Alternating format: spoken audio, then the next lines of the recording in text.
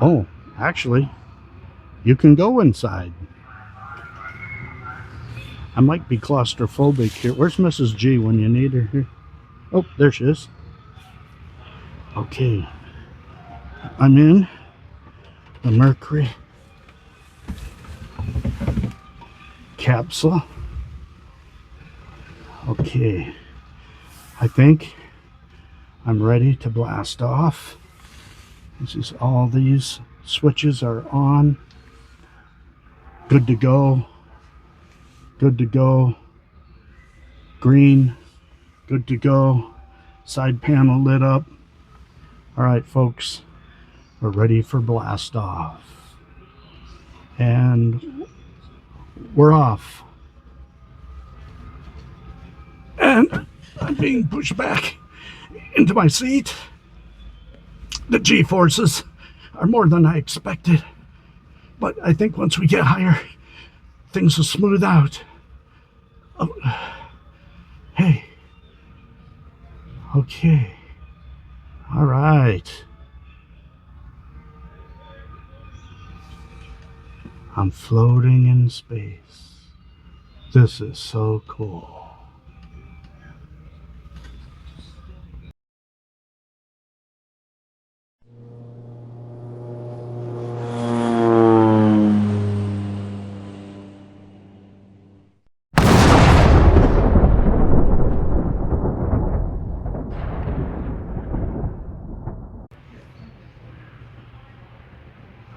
Hi everyone, welcome back to What's Up with Richard.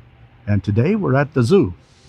A little bit different kind of zoo because we are in Kalamazoo, Michigan at the Kalamazoo Air Zoo. And there's Mrs. G walking around back there. We're starting here at the beginning, and what we see is a display of early flight. What you see here is an old tin goose, which is a Ford trimotor. And I flew on one of these a couple years ago. If you haven't seen that video, I'll leave a link in the description below. The cockpit.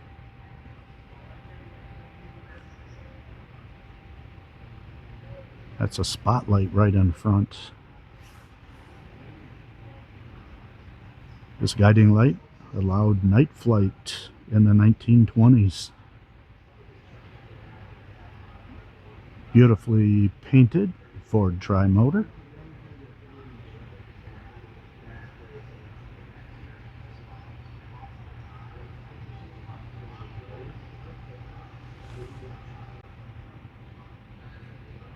This is the British-built Sopwith F1 Camel.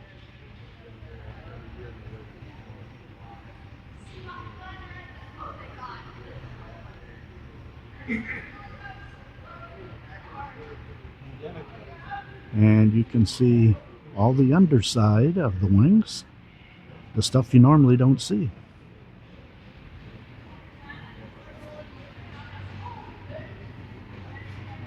This is the Larone 9C rotary engine, which powered many World War I aircraft. And this is a Curtiss Robin C1. It's pretty interesting because it is a closed cabin aircraft, which was a little bit unusual back in the 1920s and 30s. Apparently, it's connected to a fellow called Wrong Way Corrigan. Apparently, he filed a plan to end in Long Beach, California, but deliberately landed in, of all places, Ireland, in a plane similar to this one. Wrong Way Corrigan. A little tribute to Amelia Earhart.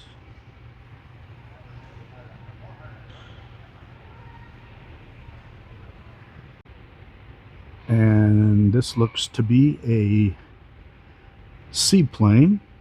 And once again, you can see all the internal parts.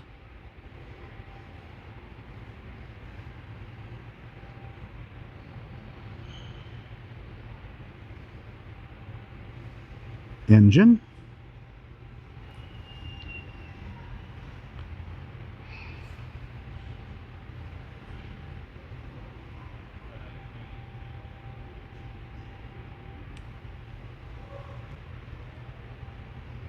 Look at this. There's a classic.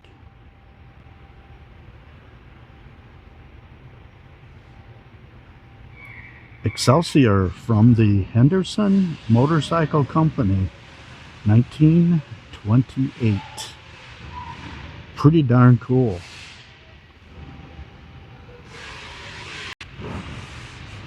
This little plane here is called the Whistler, and I believe, looking at the sign over here, it says that it is a home-built racing aircraft. Was originally built in 1933 and raced for several years. The Whistler. This museum is pretty awesome. Look at the walls, all painted. Air balloons, trees. All the folks looking at some of the first ways to fly, most likely from the way these guys are dressed back in the 1800s.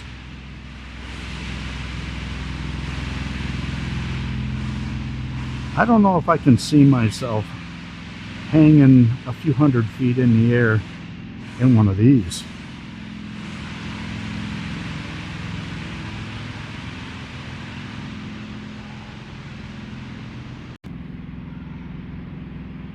And at this museum, you can follow the yellow brick road.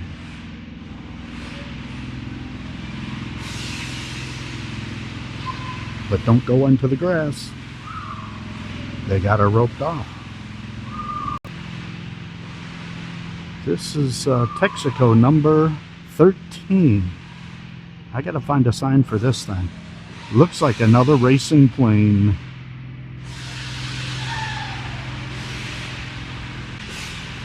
Alright, this is a rear view of a biplane, and I believe it is a trainer. We'll flip around to the front and we'll see what we find out here.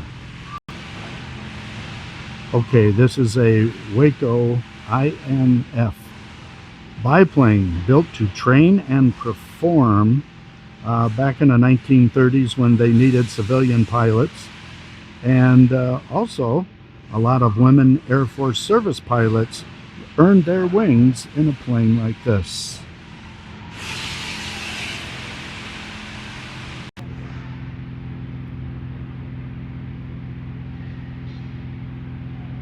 Here's more of that gigantic mural that surrounds the museum. And as you see here, we got some kid rides.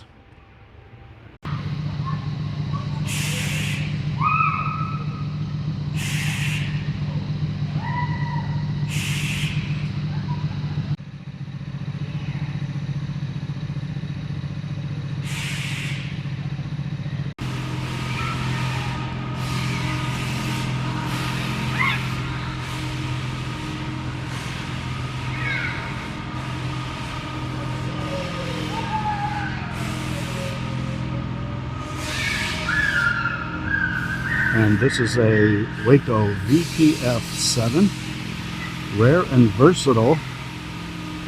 It says here only 6 of these aircraft were built and all went to the Guatemalan Air Force. So this is a pretty rare machine right here.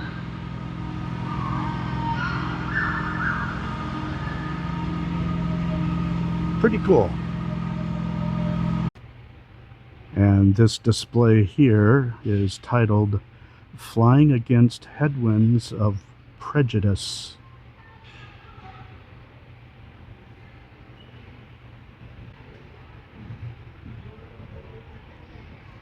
A sign says here that Chicago rivaled Los Angeles as an early center for African American aviators. Like their fellow enthusiasts in Los Angeles, they looked to Bessie Coleman as a source of inspiration and organized a flying club in 1931.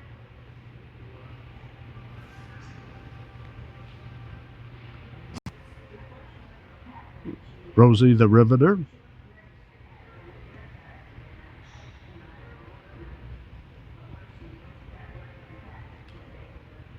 Lunch pail, let's get to work. Helping out in World War II. And here we have Mrs. G as Rosie the Riveter. And this is a BMW Model R69 Bavarian Motorworks, circa 1956.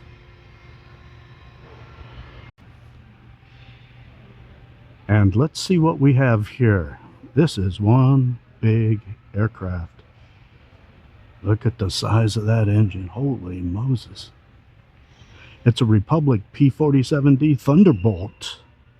World War II's rugged, reliable juggernaut, it says here. Oh, let's see. What does it say? A formidable, adaptable, dependable aircraft. A heavy but fast, high-altitude fighter with a massive fuselage. Oh, yeah, it's big. Armaments.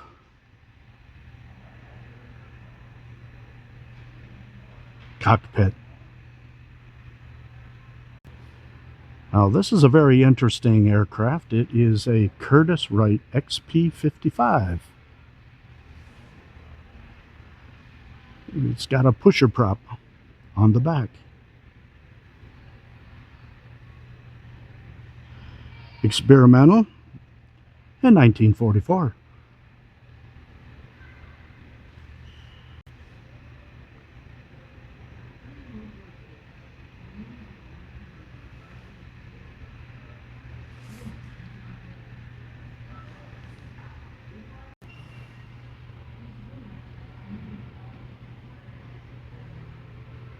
Bell P-39, it says Era Cobra, designed as a defensive interceptor.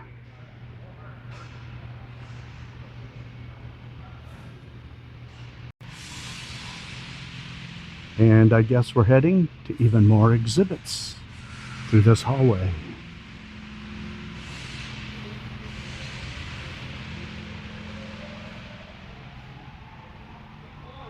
I guess we can go this way.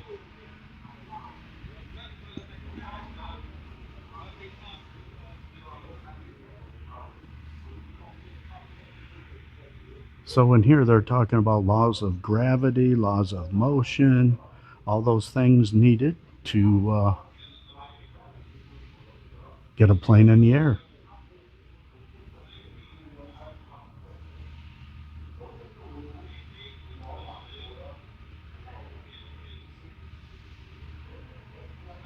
Imagination is more important than knowledge. Knowledge is limited. Imagination embraces the entire world. From Albert Einstein. Robert Goddard, the father of rocketry. And look at this. Rocket. 1926. 1926, liquid fuel rocket. A V2 rocket thrust chamber.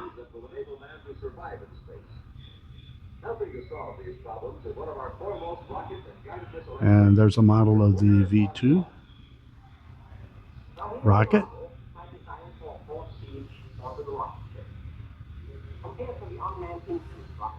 This is on loan from the National Air and Space Museum in Washington, D.C. It was developed by Dr. Werner von Braun.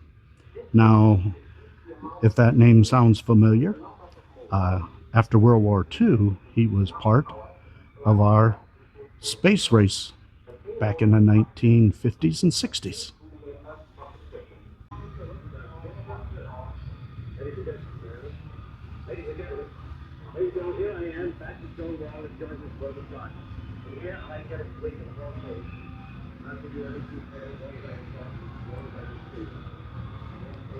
Entering another room here, looks like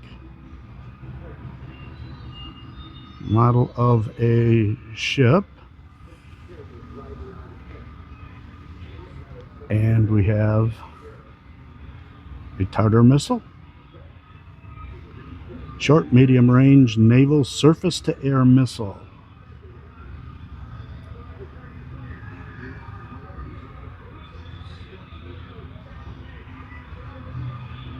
And here we have quite the missile.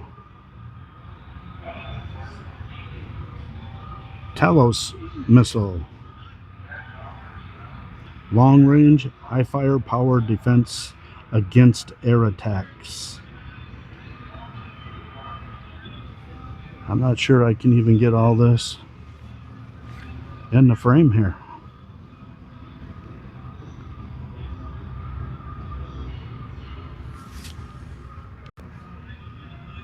And this is a Burroughs computing console. Helped launch John Glenn into orbital flight in 1962.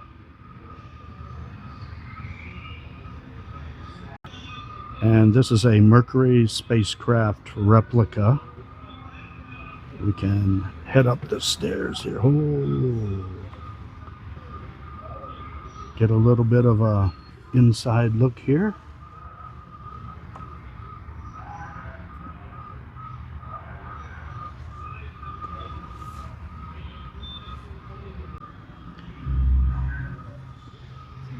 The spacesuit right here is a NASA Mercury spacesuit. And this is a U.S. Navy Mark IV pressure suit.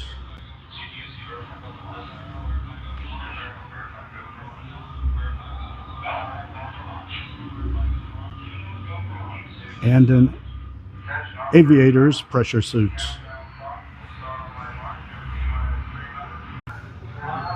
And here, this is a model of the Lunar Roving Vehicle. It's the world's first engineered prototype.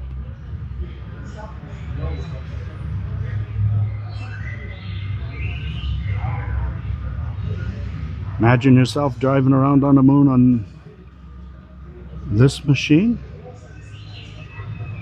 And I like this, no flat tires. Got mesh right there. Wow, pretty darn cool.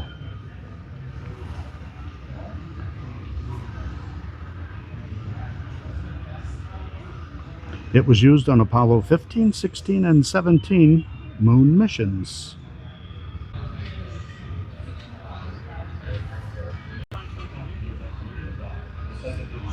I am pretty certain you know these characters.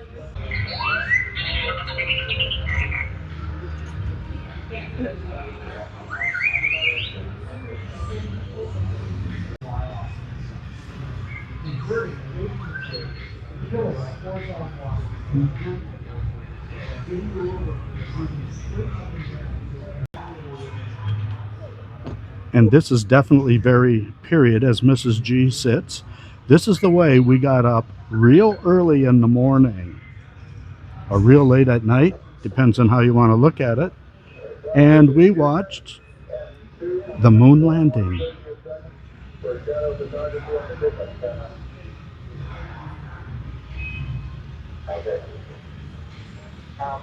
At the foot of the ladder, the lamp footbeds are only depressed in the surface about 1 or 2 inches.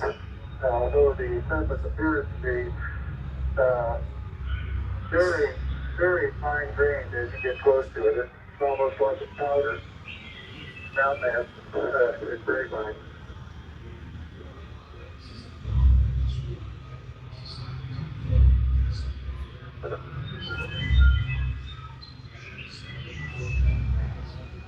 And step off the land now.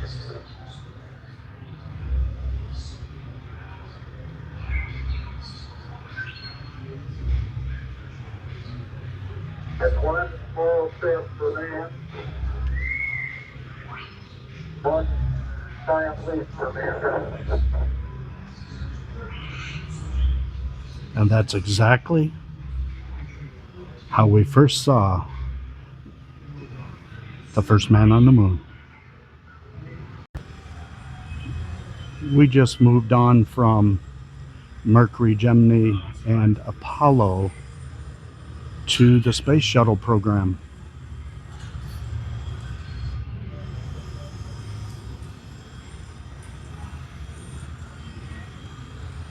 And I believe this would be the crew compartment.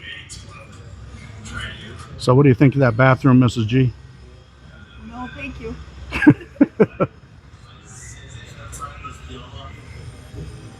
Shower too.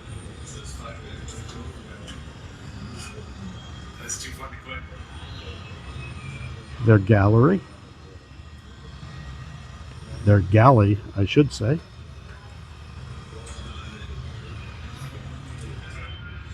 Take a nap. Here's the walk through the lab. It takes a long time to perfect the walk through the lab. Your feet eventually know exactly where all the handrails are. Comfort station. Shower.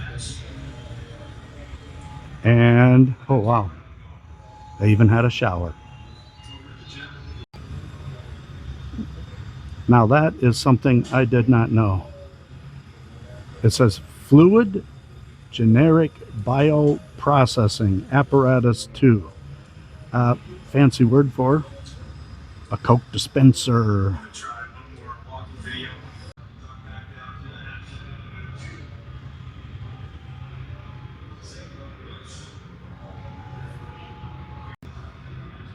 I was mistaken. Here we're in Gemini.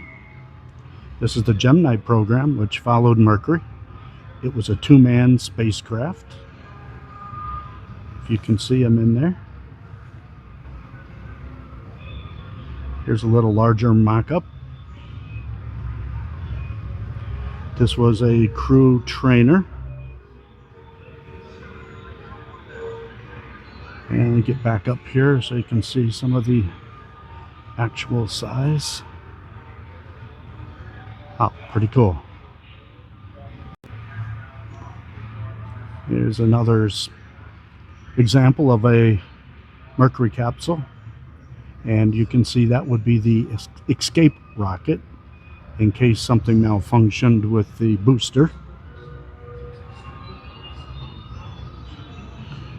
And I think we can peer inside here. Oh, actually, you can go inside. I might be claustrophobic here. Where's Mrs. G when you need her here? Oh, there she is. Okay. I'm in the Mercury capsule. Okay. I think I'm ready to blast off. This is all these switches are on. Good to go. Good to go. Green. Good to go. Side panel lit up. All right, folks. We're ready for blast off. And here we're entering the World War II exhibit.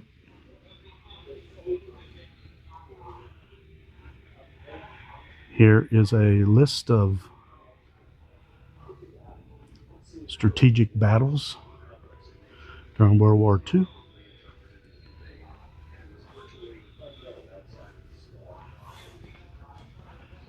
And a Hall of World War II Aircraft. I think what we'll do is just go around a circle here. This is a FM2 Wildcat.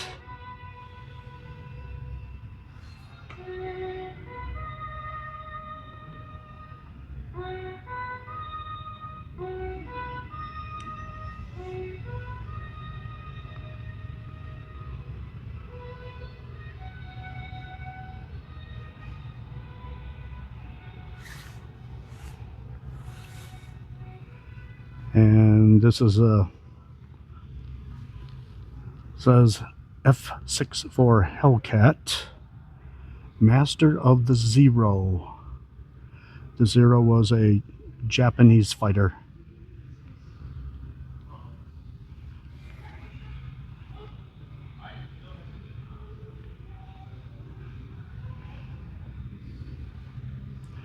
And this is an R2800 double wasp engine, which powered these things at exceptionally high speeds. Doesn't really say, depends on which aircraft I guess it's on. I know somebody out there will know in YouTube land, and they can let me know. I am not an expert on any of this stuff. And this, though, is the coolest looking plane of all. The Corsair, the bent-winged bird.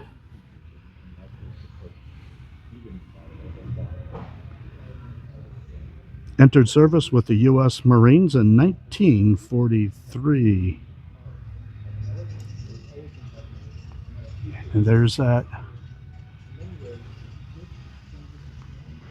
big 2800 engine in the Corsair. Let me go back here for a second. The double wasp engine. How soon I forget.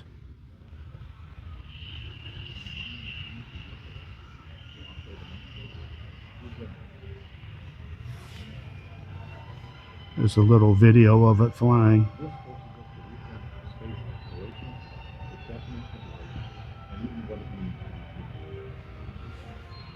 What you're looking at here is the AG330 SR-71 start cart. And this would be used to start this, which is the SR-71 engine. And above it, the SR-71.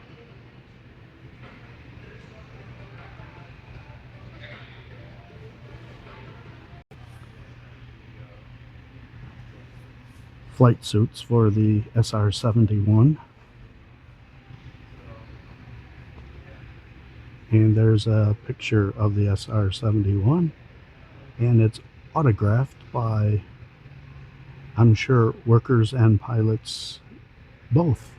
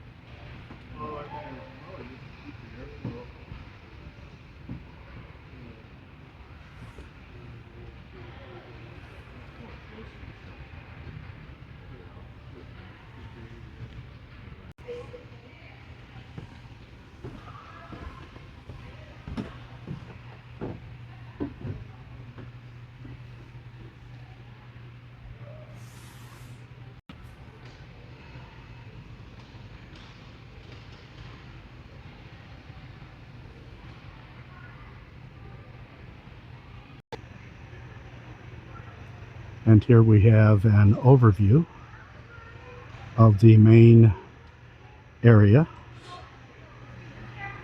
We're just right above the entrance here.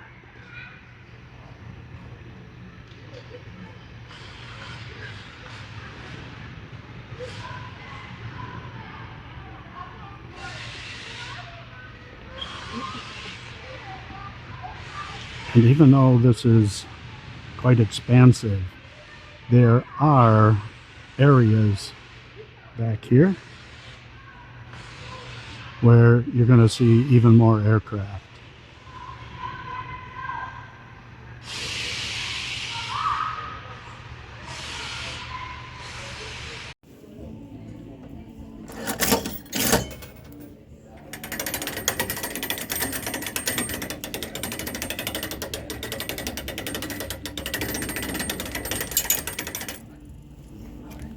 Or should I put it in my hand like the carpetbagger does?